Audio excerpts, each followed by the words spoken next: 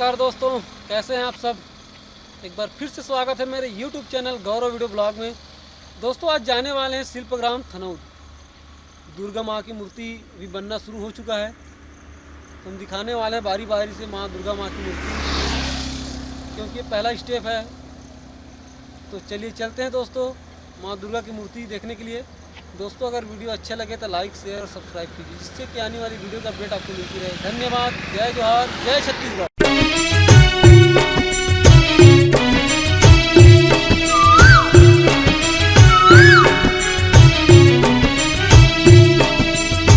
तरी हरी नाना सुना तरी हरी ना, तरी हरी नाना सुना तरी हरी ना।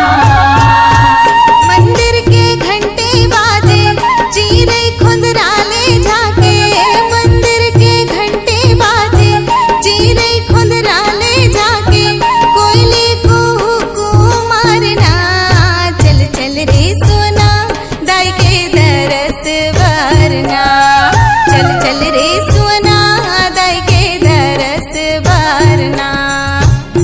मंदिर के घंटे बाजे चीरे खुंदराले जाके, मंदिर के घंटे बाजे चीरे खुंदराले जाके, कोयले को मारना चल चल रे सोना दाई के दरस वरना, चल चल रे सोना दाई के दरस वरना।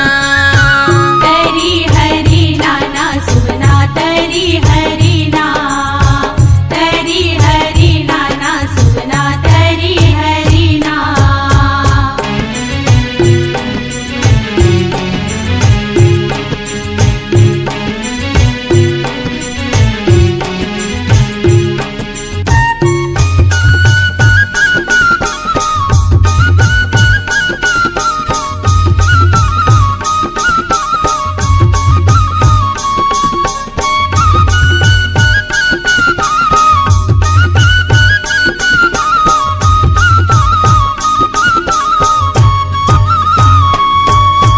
सूरज दिए ना दिन के बरत है चंदा जोरी राते, चंदा जोरी राते हो मैया चंदा जोरी राते।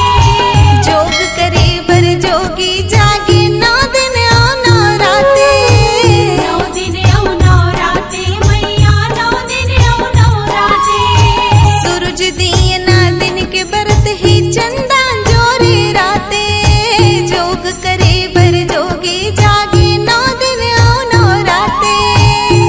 गौरी के दर्शन पाके सुरता के डोरी बांधे, गौरी के दर्शन पाके सुरता के डोरी बांधे, आँखें ले आंसू आगना चल चल रे सोना दाई के दरस वरना, चल चल रे सोना दाई के दरस वरना।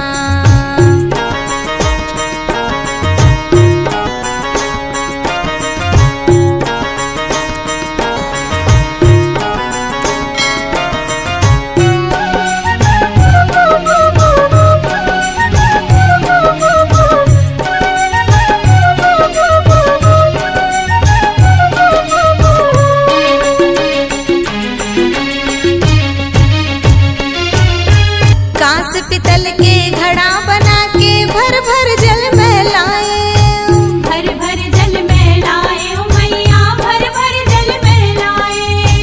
33 कोटि देवी देवतला तुरने उता दे आए, तुरने उता दे आए ओ मैया तुरने उता दे आए।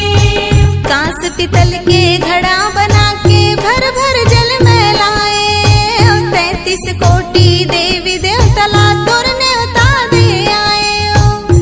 बजरंगी ध्वजा विराजे सेवक सेवा लगा के, बजरंगी ध्वजा विराजे सेवक सेवा लगा के, ढोलक मंजीरा बजना चल चल रे सोना दाई के दरस वरना, चल चल रे सोना दाई के दरस वरना, चल चल रे सोना।